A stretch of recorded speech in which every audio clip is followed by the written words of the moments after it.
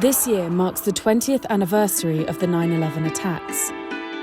The atrocities left the world shaken and fundamentally changed America. Fear of terrorism has shaped US domestic and foreign policy ever since, and led to 2 failed wars in Iraq and Afghanistan. War on terror goes on.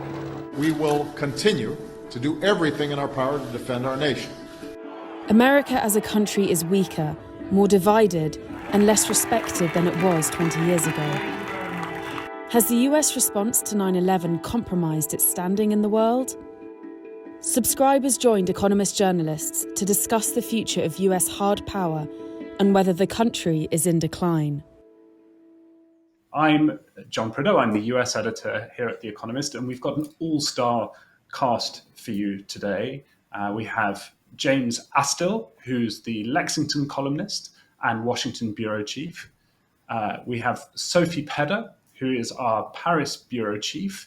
Sophie's the only one without a bookshelf behind her, but she's, in addition to being our Paris bureau chief, she's the author of a book which I have on my bookshelf, which is Révolution Française, about Emmanuel Macron, in all good bookshops. I would plug James Astill's books as well, but I don't. Those are at home rather than in the office. And then we also have James Bennett, who covers American foreign policy for The Economist from New York, and who's written the cover briefing in this week's issue. James Astill, I'm going to start with you. One of the questions posed on the Zoom was whether we ought to change the title of this event from "Is America in Decline" to "How much is America in decline?" There's a lot of declinism about at the moment, post-Trump, because of the death toll from COVID-19 in America and the country's inability to get enough people vaccinated. Still something like 100,000 people in hospitals in America at the moment with COVID-19. I think this event is largely going to be about foreign policy, and there's a certain amount of declinism too, right? Particularly after the withdrawal from Afghanistan. So my question to you is America in decline, and how do you go about thinking about that question? Well, thank you, John. As you say, the debacle of America's withdrawal from Afghanistan is uppermost in many people's minds, and it sort of set the context, I think, for this discussion in some ways. I'd like to kind of park that example to a degree, because I think that it's very clear that America has blundered in its foreign policy spectacularly in the past and come back equally spectacularly. There was a great deal of declinism around in the mid-late 70s after the disaster in Vietnam. And, a little more than a decade later, America had won the Cold War and was embarking on a period of untrammeled unipolar supremacy. I also, just for a bit of context, would make the obvious point that what we're really talking about is relative decline, I think. The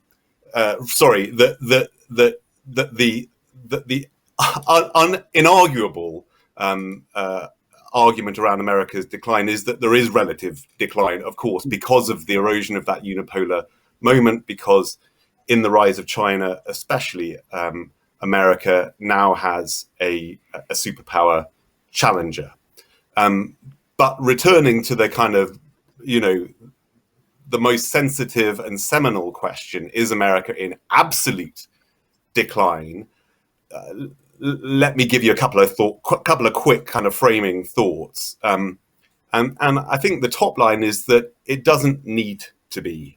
The sources of America's, enormous strength are still pretty much intact. It has a young population. It has a flagging but still, rather impressive degree of economic dynamism. It still produces most of the world's most exciting, fast-growing companies. Its share of global GDP, around 25%, is the same as it was in the 1990s. It's got the greatest elite institutions in the world, America's universities being the obvious example of that. It's still the country that most talented people from the emerging world, especially, want to move to find opportunity. It has problems, absolutely, and it has growing problems around inequality, some of its poor social indicators around health and education. It has a growing climate crisis of its own. America's role in climate change has generally been discussed in a global context. Why is America not leading a great global effort to mitigate greenhouse gas emissions? But now the conversation in America especially is very much shifted to the infernos out west and the hurricanes that are increasingly buffeting, increasingly disastrously, the southeast of the country. I would suggest that these are considerable problems, new problems, but America has faced considerable new problems in the past. In the past, it has had an impressive ability to change tack, to improvise, to problem solve. America's ability to get things wrong and then reinvent itself is famously one of its great qualities. And the thing that gives so many of us pause right now in response to that question, is America in absolute decline, is that its problem-solving ability has been somewhat stagnant for a good while. And this is, of course, a result of the extreme political dysfunction that we see at the federal level in particular. Federal legislating has basically become impossible. Such is the hyper-partisan dysfunction in the country, and the country is so split down the middle that there seems little prospect of that dysfunction being ended anytime soon. And at the same time, as the country is deadlocked and unable to come up with constructive, broadly supported solutions, policy solutions to its problems, the dysfunction is being exacerbated by extremism on both sides, but in particular, far right of the Republican Party, which is now the balance of power in the Republican base, which seems to be turning against those problem-solving institutions, in particular, American democracy itself. Hence, the violent end to the Trump administration, the so-called coup attempt that took place on Capitol Hill in January. This failure to problem solve, to improvise, and to change course, rooted in political dysfunction, is clearly America's Achilles heel, its greatest weakness, and should give anybody pause about its ability to reinvigorate its capitalism, its democracy, and its foreign policy, all of which are needed right now. James Bennett, same question to you, but perhaps let's stick with the foreign policy piece of this for now, rather than talking about domestic policy. Some people, looking back over the past 20 years of American policy, might say, well, if America's less powerful, if America is indeed in decline, then perhaps that's no bad thing. Perhaps less ambition, certainly compared with the ambition that took America to war in Iraq and in Afghanistan, is perhaps no bad thing. So, A, do you agree? And B, do you think America is in decline when it comes to foreign policy and the projecting of power, and in its ability to change the world in the direction it would like things to go? Quickly, to take a step back first, I just wanted to refer to something James mentioned, which is that declinism does have a long and honorable tradition in American history. It really does go right back to the Massachusetts Bay Colony. Almost as soon as people arrived here, they were worried that the settlers arrived, that things were going to hell. This does not mean the declinists aren't ultimately going to be right, but it is part of our national character, and arguably actually is historically kind of a source of strength, which is something that we could talk about more later. I do think it's hard not to conclude that America largely wasted its unipolar opportunity over the last 30 years in foreign policy. That it found itself, somewhat to its surprise, the victor of the Cold War in the early 1990s. I've been looking back at that period, and it was followed by this kind of time of searching in the Clinton years to figure out what America's proper role in the world should be, what it should do with all this economic and military might. And there was some to and froing about liberal interventionism. Should we be using America's power to advance human rights? We didn't do so in Rwanda, where we could have prevented a genocide. We did do so in probably from learning that lesson in the Balkans.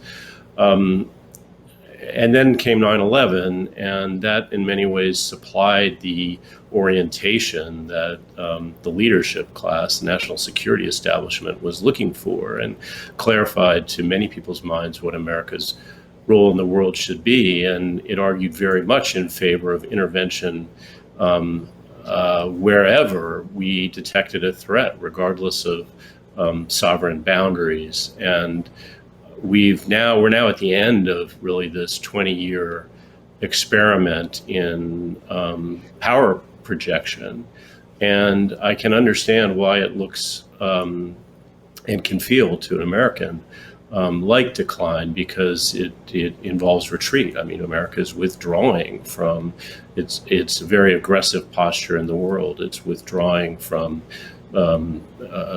Afghanistan, obviously, and ending combat operations in Iraq. I do think it's not unreasonable to conclude that some of the constraints provided by the competition with the Soviet Union were healthy for American foreign policy. That a unipolar power, a hyperpower as it was called, has such margin for error that it can behave very recklessly in the world. And it may be that the challenge of China will provide some constructive constraints for America. But I do think, you asked me to talk about foreign policy, I don't think that's where we really see the danger of American decline. There is a danger of American withdrawal and isolationism, I think. But I think that the danger of decline is much more what James was speaking of, which is the state of the American democracy, and whether it still has the resilience that it had after Vietnam. I mean, the last time we were in a period like this, the Vietnam era, we'd emerged from not just the impeachment, but the resignation of a president, a period of tremendous protest, social unrest, rioting, even the assassinations of some beloved leaders, a sense that the government was sclerotic and corrupt.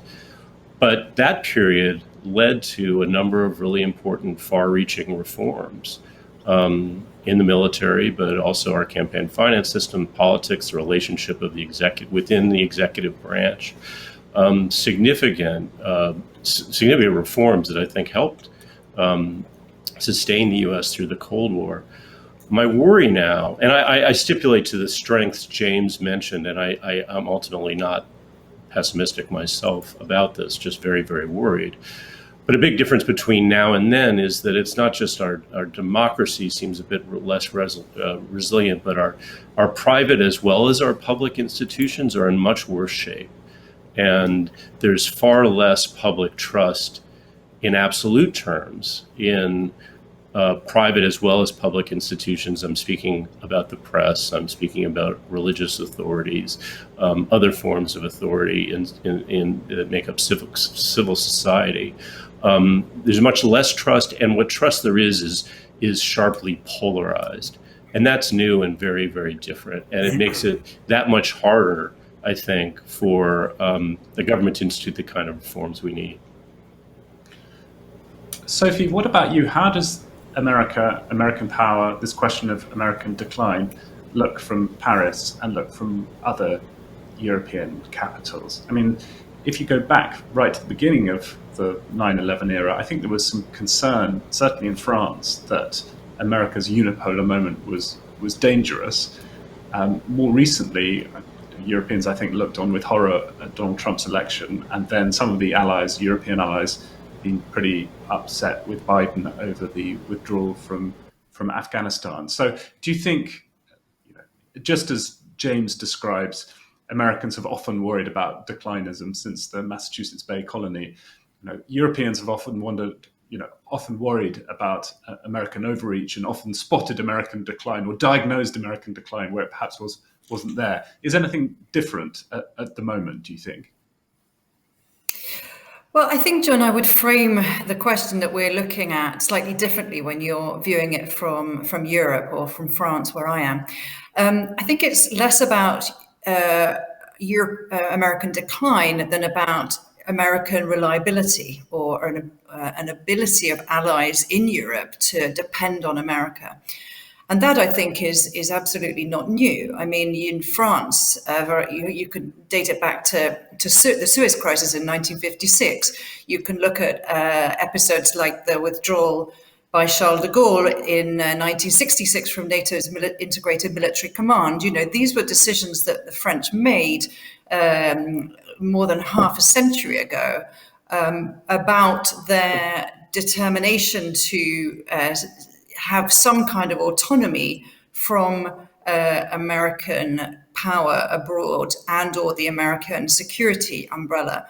And I think that makes the debate slightly different in France. You can, certainly after 9/11, America was seen as overreaching and drawing the wrong conclusions. Certainly viewed from France, and that you mentioned the term hyperpower, James, and this was very much coined in France. I mean, hyperpuissance was coined by Hubert Védrine, who was Mitterrand's foreign minister. He saw American power and as a sort of almost as much of as a threat as a guarantor. So, I think you have to fit the debate that we're hearing now into really quite a long sequence in which the Europeans have been discussing whether or not they can rely on American power rather than worrying about American decline. And that, I think, is how you need to understand the current debate. So yes, under Donald Trump, there was certainly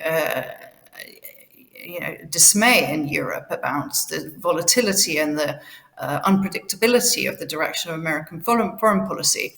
And at the same time, a sense that perhaps Europe needs to get its act together and think about doing more of that, doing more itself. What exactly that more was always the difficulty with this argument. But nonetheless, Donald Trump's presidency did sort of prompt that debate, and I think there was a full sense of security after the election of Biden that perhaps that Europeans could relax and that they didn't have to worry about these things too much. Well, the withdrawal from Afghanistan has really crystallized the fact that Europeans are now focusing on that they can't always necessarily rely on perhaps even the American security umbrella.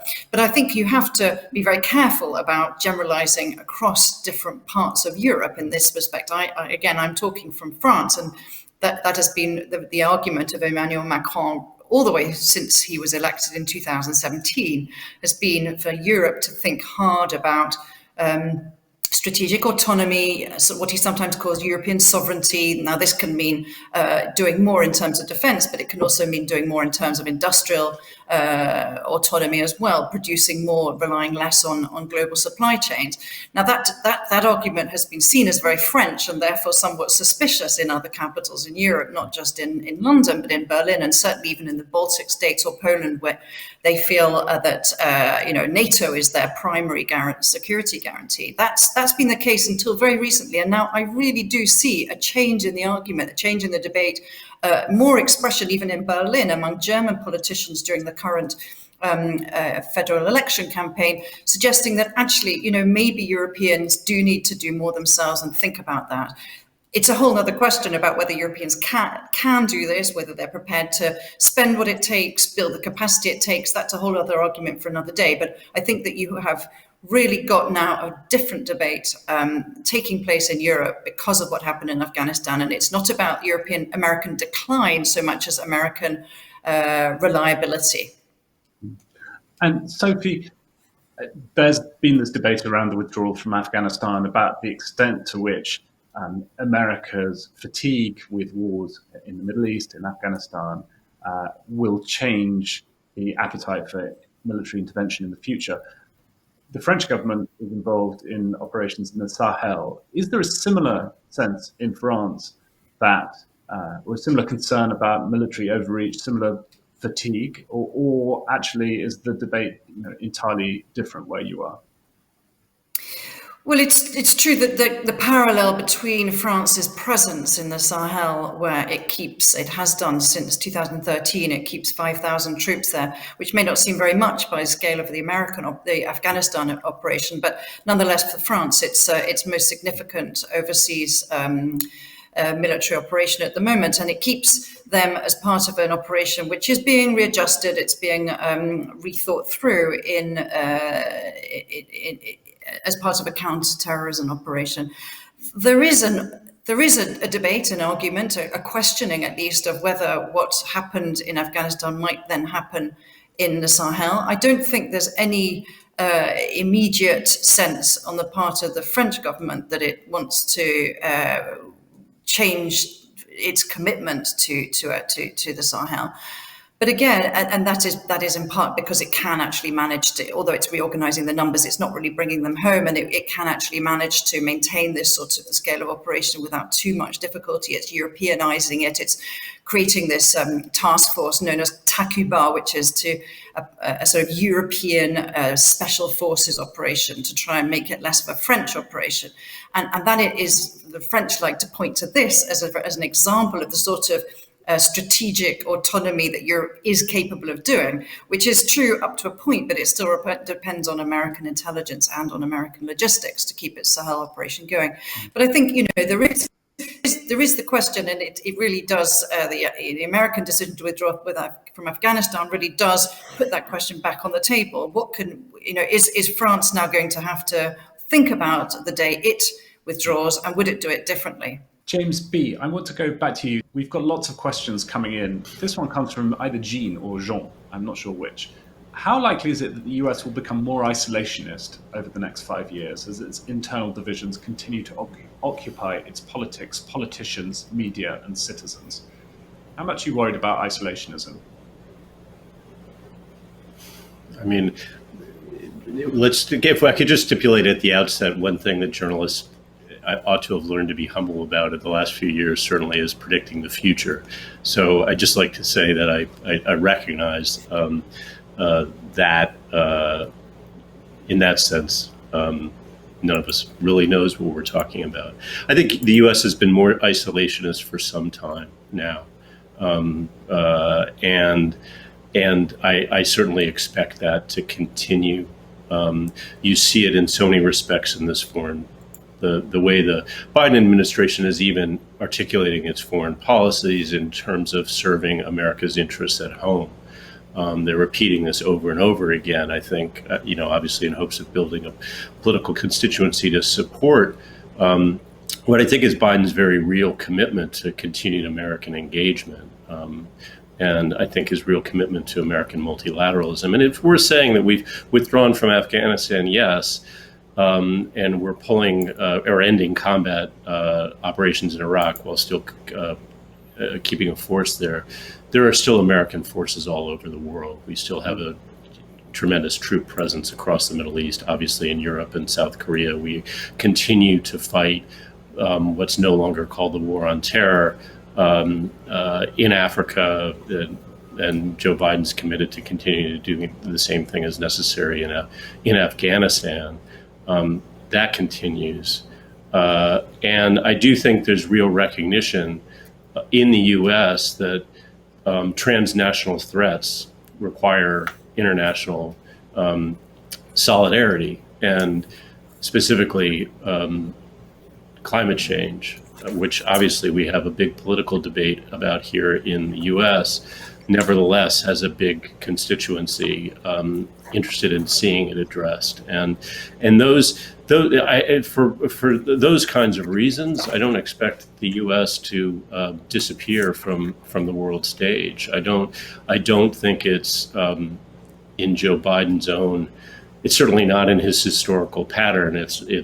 Nor would it conform to his own ambitions. It is worth noting that Joe Biden, who has been somewhat inconsistent in foreign policy over the last 50 years of his engagement with it, has been fairly consistently ruthless about keeping it oriented around America's self-interest. He has been less drawn to, this is putting it pejoratively, dewy-eyed kind of visions of America's ability to turn the world into one big Madisonian democracy. And I think that right now also encourages a slightly isolationist tendency in this administration. James, a similar question to you. I mean, James Astle, I should specify. This is the problem with two Jameses on this call. Similar question to you. There's been a lot of articles and think tank papers recently about American overreach in foreign policy, looking back to the 9/11 wars, looking back to the beginning, how long troops have been there, Biden's stuff about ending forever wars, etc. And in a way, it's tending to think of this era in foreign policy beginning with 9/11, but you could go back a bit further and look at the 1990s and look at moments when America didn't act, notably Rwanda, and then early on in Yugoslavia. And as a result of that inaction, I think a foreign policy doctrine developed which was much more confident in the ability of America to use force to prevent awful things from happening in far-flung places, and in making an argument that doing so was in America's national interest and almost a moral imperative. I think you and I disagree about this because we talked about it before, but I want to ask you a question that we talked about a bit over the phone a couple of weeks ago. If something like the Rwandan genocide were underway now, do you think America would send troops to attempt to stop it? Or do you think that the fatigue with the 9/11 wars and with the deployment of America's military, what now seem like causes that aren't central to the national interest, would mean that America would revert to its mid-90s posture and say, you know what, this is a long way away and it's complicated and the people there must sort it out for themselves?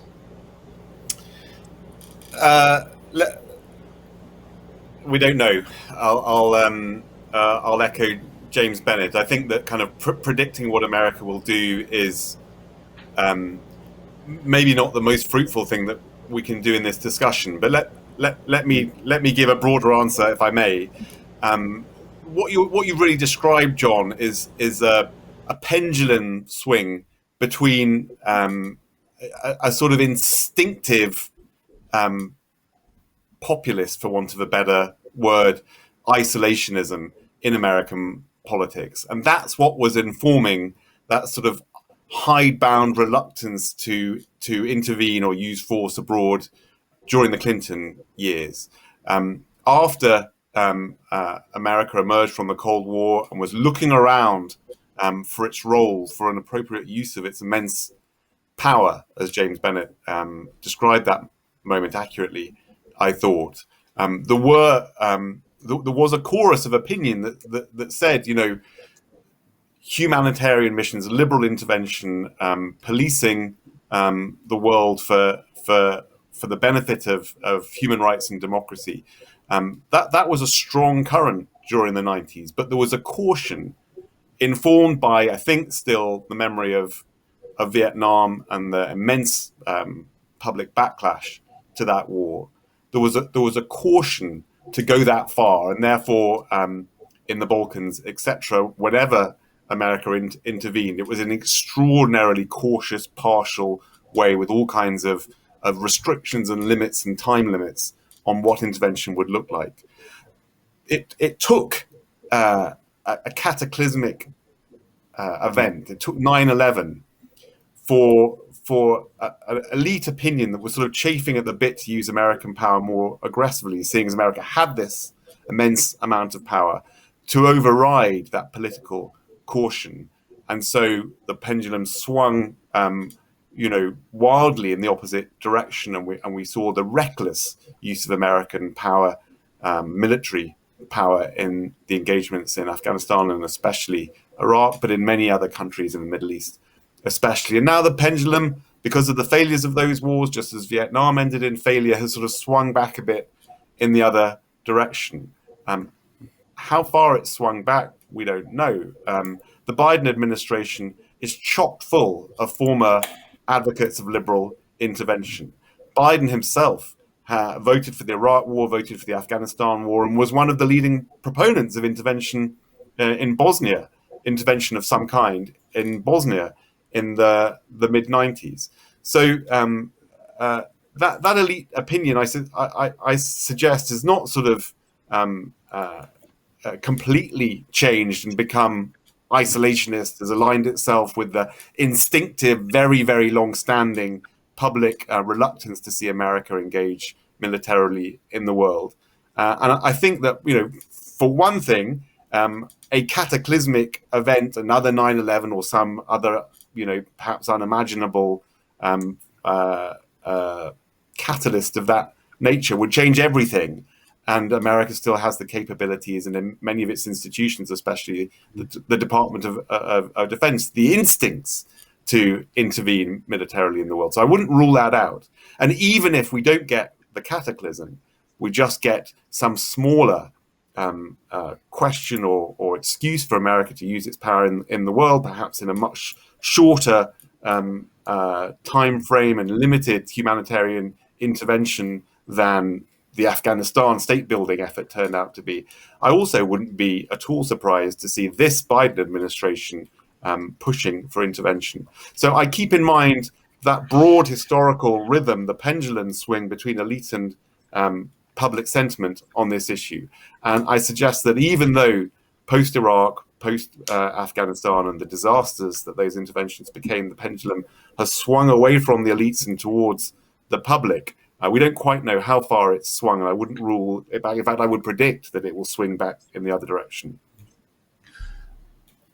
Sophie, how big in France is the constituency that rather welcomes what might be seen as isolationism in America, whether it happens or not? And how relieved would lots of French foreign policy thinkers be if America became much more reluctant to intervene in trouble spots around the world? I mean, France, of course, famously, or under Jacques Chirac, led the sort of Western opposition to the Iraq War. How strong is that strain? Or do you think that there are many, maybe sort of more people in France's foreign policy elite who would mourn an absent, more isolationist America? I think it really depends on the category of operation you're talking about and the nature of what is being proposed. I mean, if you think back to the moment when Jacques Chirac indeed threatened to veto at the United Nations the invasion of Iraq, that was based on an analysis in France about the value of doing so. It was, I don't think you can conclude from that the French are against all intervention, and certainly not against intervention or support for some of the intervention that the French themselves have been carrying out. We mentioned the Sahel earlier, and the Americans give a huge amount of support to that. So, there is a debate within the French foreign policy establishment. There are some that would be quite happy to see the back of those sorts of what they think of as misguided foreign adventures that America has undertaken.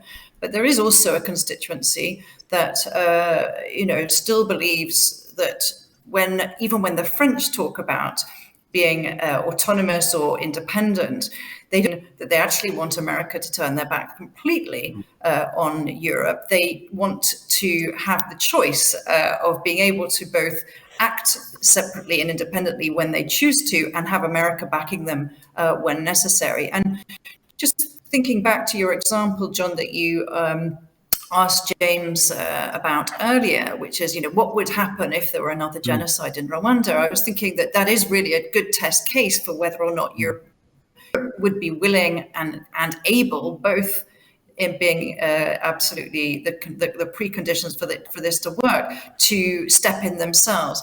And that, I think, is exactly the sort of situation or scenario which would test Europe's ability to do things. Because when Europeans talk about doing more themselves in the defense terms, there are only some real sort of idealists who think about full collective defense of the European continent. What they mean when you actually push a lot of the people who think about strategic autonomy, what they actually mean is being able to step in to take charge of sort of more limited regional conflicts. And when I say regional, I mean in the sort of wider neighborhood, stretching all the way down across the Mediterranean to North Africa and even Central Africa, and that would include, therefore, Rwanda. So I think that would be a real test of whether Europe could and was willing to step in.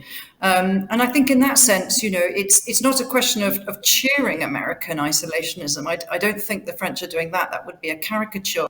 But it's perhaps being relieved that America might think a little bit more carefully about the nature of some of those foreign adventures, and particularly what happens after the initial sort of battles are won. What happens to a foreign operation in the years that follow?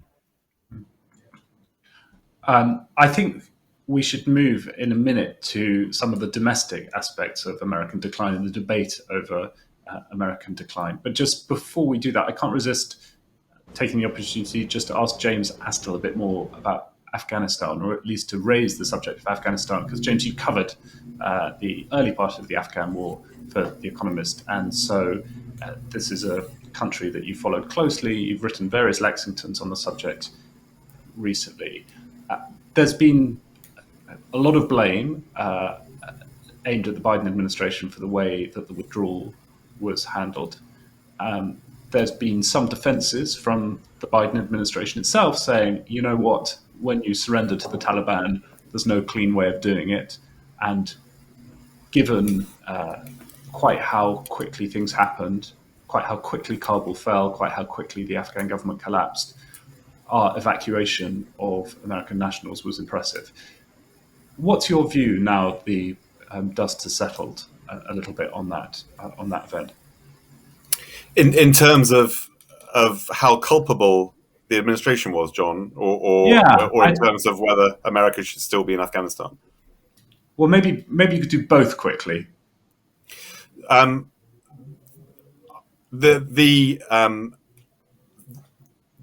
Those that think that the withdrawal was a mistake tend to argue, as I have, that that the light footprint American role in Afghanistan that has been really in place since 2014, which is to say, few thousand soldiers doing force protection and securing key institutions, and then a big logistics effort in support of Afghan forces, police and army, plus the additional military component of American close air support to those Afghan soldiers. That basic military model, which was not too costly for America and was keeping the government in Kabul pretty securely in place, could have endured for the foreseeable future.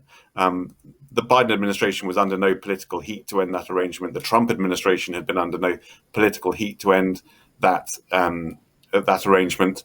It was too small for American voters to notice. Its financial costs were relatively modest if you thought that Afghanistan had still some strategic and security importance to America. That's the argument. I think it's a reasonable argument. I'm a little bit humble about it. Thousands of Afghans were being killed in the fighting. That arrangement sort of did nothing to mitigate in recent years. The Taliban were gaining a measure of control in the provinces under that arrangement. And I think it would certainly be unrealistic to think of America sending a lot more troops if the Taliban had started to tip the balance and that light footprint arrangement looked insufficient. Nonetheless, as it was, I think it was worth continuing with.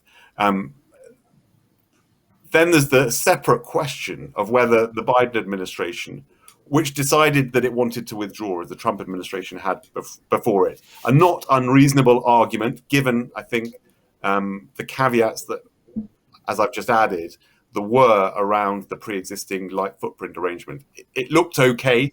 It looked sustainable. It might not have been. The Biden administration decided, for political as well as strategic reasons, it wasn't in their interest and it wasn't sustainable as the Trump administration had. Having come to that not unreasonable, I happen to disagree with it, but not unreasonable conclusion, the question is, did the Biden administration make a foul up of the withdrawal? And I think that the answer to that is straightforward. It was a fiasco. They were presented over the months that they were predicting and planning with the withdrawal, with tail risks, with outside chances presented by spooks and military planners that said, you know what, if we leave on this rapid timetable, the Afghan forces and government could crumble very, very quickly and dramatically. That was not a scenario that anybody confidently predicted. It was just floated as a possibility. And the Biden administration decided that on the balance of risk, it could exclude that possibility. And it excluded that possibility until very late in the day. And hence, there was a manifest failure of planning around evacuation, a clear error in leaving the biggest, most secure military airbase, Bagram Air Base, a drive from Kabul and retrenching to the civilian airport in Kabul to manage the evacuation and retreat from there. That created a huge security vulnerability and limited the capacity of America to get its own people plus supportive Afghans out of the country. And therefore, we were presented with those wrenching scenes of chaos night after night on the world's news. Afghans falling from American military transport planes that they clung to the landing gear of in desperation as they hoped to be carried out of the country. Suicide bombs, killing 190 people, almost all of them Afghans, because the Americans were running the evacuation from the wrong airport and were unable to secure it properly. It was a fiasco. It put the Biden withdrawal policy in the worst possible light, and there is no good justification for how it handled that withdrawal. The broader question of whether the withdrawal was in America's political and strategic interests, I happen to think it wasn't, but I think that the jury's still out on that, and we may come to a firmer conclusion in some time. I think we should switch now to the domestic part of American decline, the question over whether America is in decline. That's a very big part of this. And I think, as both Jameses argued to begin with, if you want to look for signs of American decline, that really looking at home and a look at America's political dysfunction and apparent inability to handle public health problems like COVID-19 or the opioid epidemic are really the places to look. James B., it tends to be easier to diagnose the problems than to come up with the solutions. I mean, we've already talked about polarization, talked about the effect that the Cold War had on sort of chastening effect on American politics in some sense, and how the unwinding of that, though welcome, nobody misses the omnipresent threat of nuclear war with the Soviet Union. But it's possible to argue that in politics, at least, the ending of the Cold War was a bad thing for American political culture. You can look at the difficulties that America is having feeling its way towards becoming a minority-majority nation, which many people think it will be by the 2040s, and the dangers of backlash politics on the way there. But I think we could talk about that stuff all day. So I want to put one question to you that's coming from Ken. As you've all reminded us, America didn't arrive at this place overnight. In light of that fact, what longer-term investments can American leaders and citizens make to turn around especially America's political and social decline, what institutions should we focus on first? This is always the difficult bit of the declinism debate. What can you do? How do you do it? This is there's one big area that I have no answer for at all, but I'm going to put it out there because we haven't really talked about it.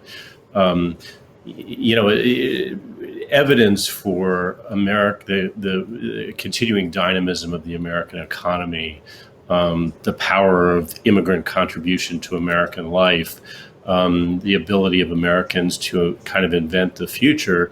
Exhibit A for that is probably now what's happened in Silicon Valley over the last few decades, and most recently the rise of these social networks in the U.S.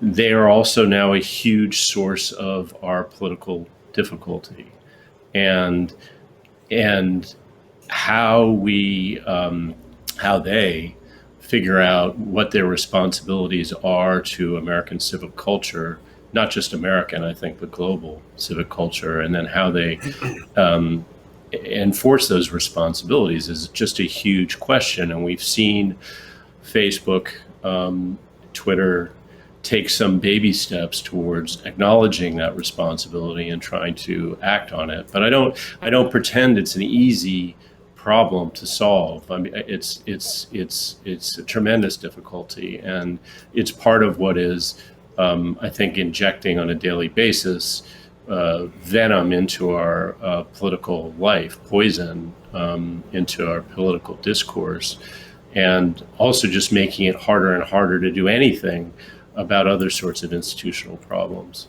What's the most important thing to fix, I think, has been the most important thing to fix for a long time, which is American public education. And we have seen some progress. We have seen some real efforts being made and some progress being made there. But in this increasingly unequal society, where wealthy parents have been able to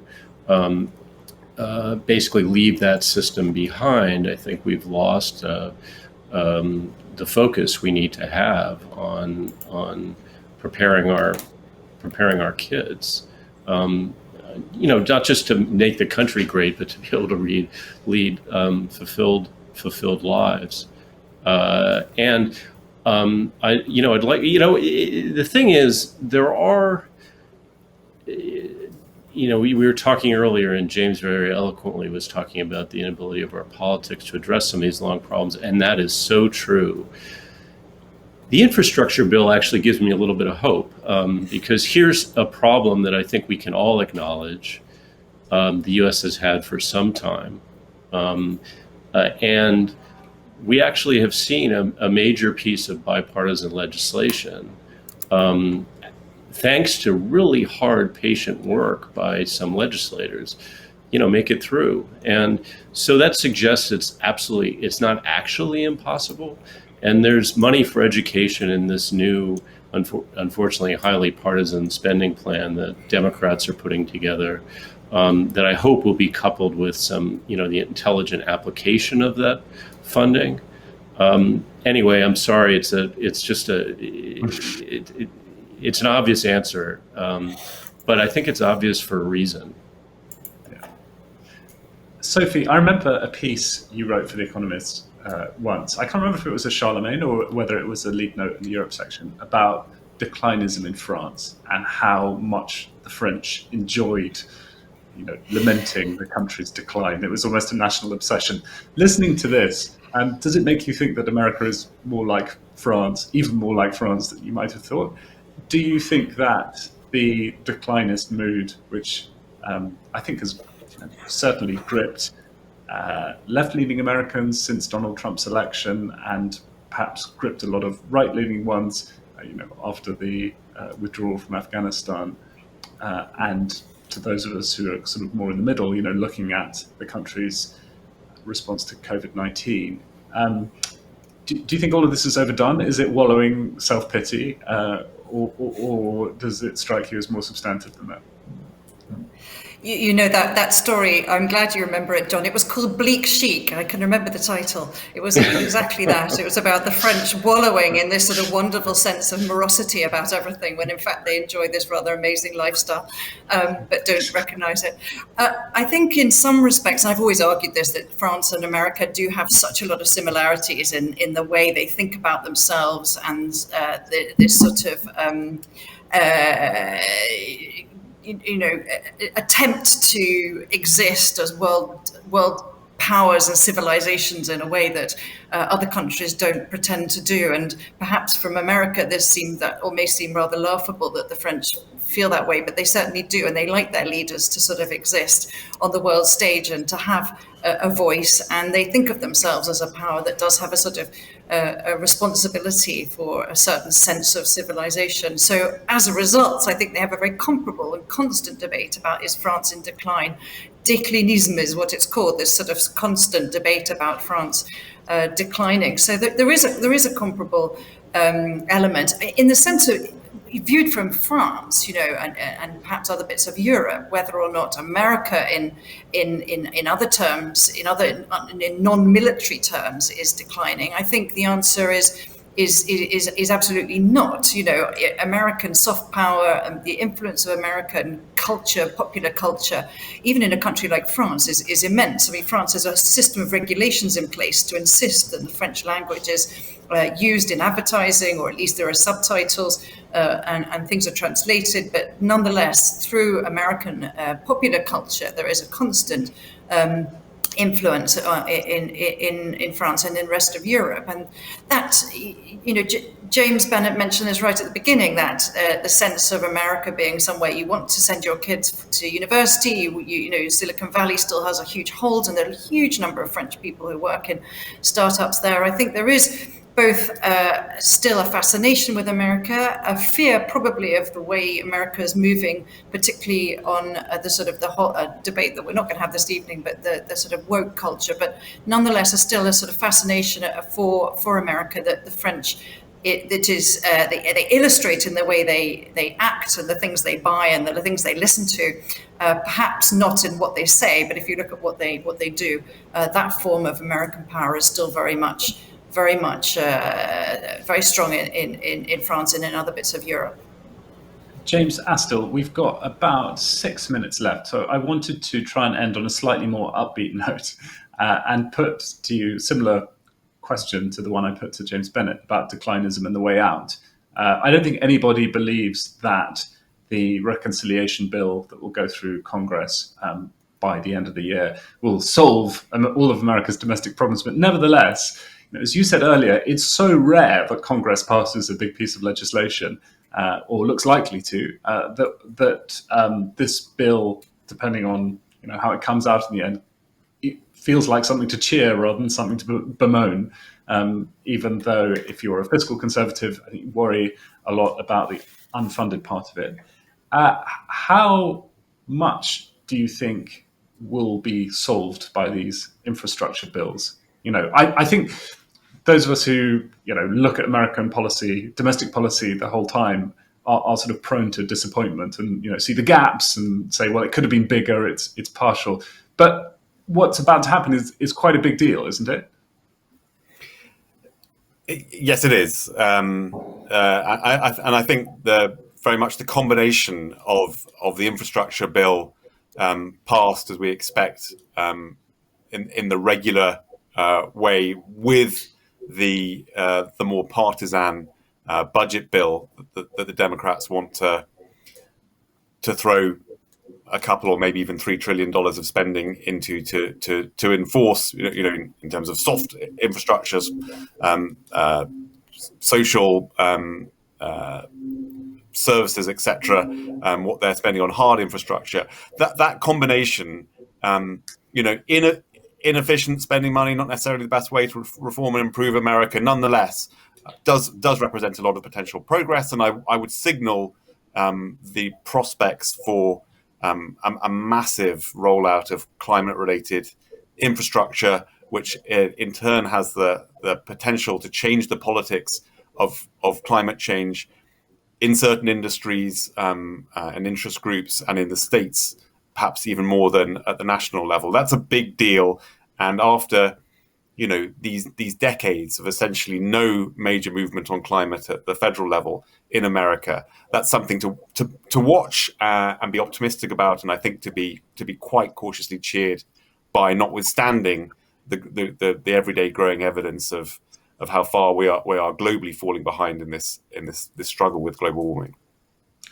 James B., I'm going to give what I think will probably be the last word to you. You began by talking about this history of declinism in America going right back to the 17th century. Is this just something cyclical that's going on now? How do you tell when declinism is justified and when it's not?